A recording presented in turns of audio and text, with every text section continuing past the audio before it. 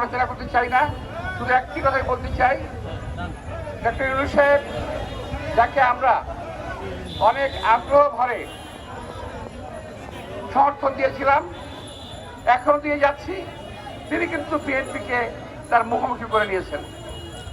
তিনি জাপানে বসে বিএনপির বিরুদ্ধে বিষোদ্গার করেছেন। জাপানে বসে বলেছেন একমাত্র বিএনপি ডিসেম্বরে নির্বাচন চায়। এর জবাব আমি বলতে চাই, ডক্টর ইউনূস সাহেব আপনি স্মরণ করে দেখেন তো, ডিসেম্বরে নির্বাচনের কথা কিন্তু আপনি প্রথম বলেছেন। আপনি প্রথম বলেছেন, আমি আবারও বলছি, আপনি প্রথম বলেছেন।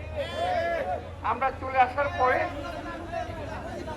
বাইরে আসার পরে সন্ধ্যা 6টার সময়, কেউ 6:30টার সময় আপনার প্রেস সেক্রেটারি সে বলছে জুন মাসে নির্বাচন হবে।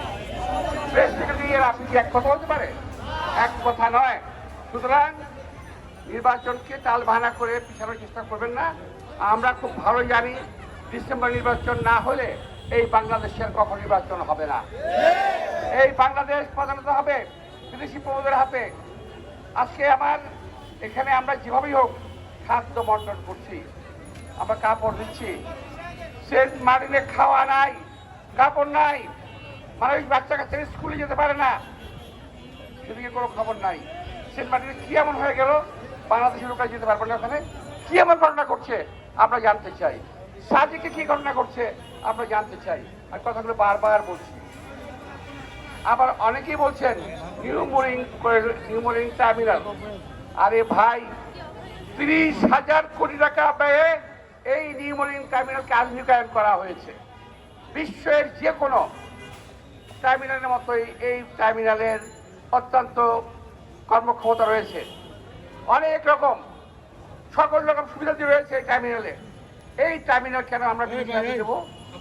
যে বিদেশিরা আসবে তারা কি টাকা কামাবে এখান থেকে? টাকা যদি তারা কামায় সেটাকে বাংলাদেশে রাখবে? বাংলাদেশে রাখবে না। সুতরাং এই বিদেশিদের প্রতি প্রেম ভালোবাসা ছেড়ে দেন, দেশের মানুষের প্রতি ভালো রাখেন। আমরা যেমনি ছিলাম আমরা তেমনি থাকতে চাই, আর একটু ভালো হতে চাই, খারাপ হতে চাই না। আমাদের করিডোর দরকার নাই, নিউ মরিং টার্মিনাল কাউকে দরকার নাই। আমরাই চালাবো আমার দেশে, আমরা দেশের লোক তৈরি করবো। এই দেশের লোক কন্টেনার চালাবে, এইটা নিউ মরিং যে